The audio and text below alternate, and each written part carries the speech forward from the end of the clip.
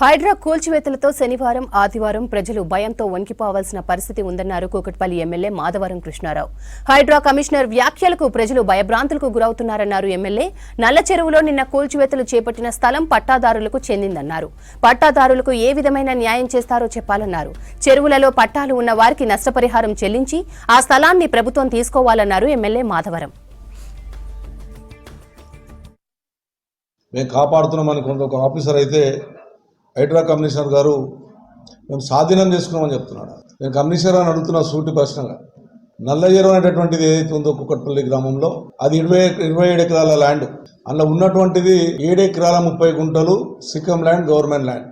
19 ఎకరాల 10 గుంటలు అది పట్టాదారులకు సంబంధించినటువంటి ల్యాండ్. మరి పట్టాదారులకు టీడీఆర్ ఇచ్చి స్వాధీనం చేసుకుంటున్నావా లేకపోతే అట్లనే డైరెక్ట్ స్వాధీనం చేసుకుంటారా? నేను అడుగుతా ఉన్నా కమిషనర్ గారిని, మీరు గూరగొట్టడం స్వాధీనం చేసుకున్నారు. గవర్నమెంట్ ల్యాండ్ అంటేనేమో స్వాధీనం చేసుకుంటారు అంటారు. పట్టా ల్యాండ్ అనేటటువంటి స్వాధీనం చేసే అధికారం మీకు లేదు.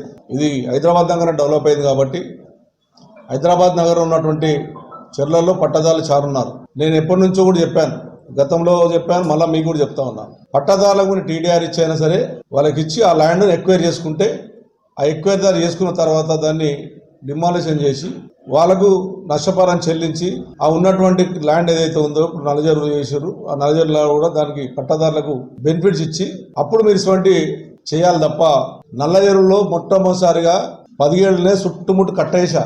కంప్లీట్ చుట్టుముట్టు కట్టేస్తే జిహెచ్ఎంసీ ద్వారా 2 కోట్లు శాంక్షన్ చేసి చుట్టుముట్టు కట్టేస్తే అప్పుడు హైకోర్టు ఈ కట్ట తీసేయాలి పట్టదారులకు అని చెప్పి జిహెచ్ఎంసీకి డైరెక్షన్ ఇచ్చింది.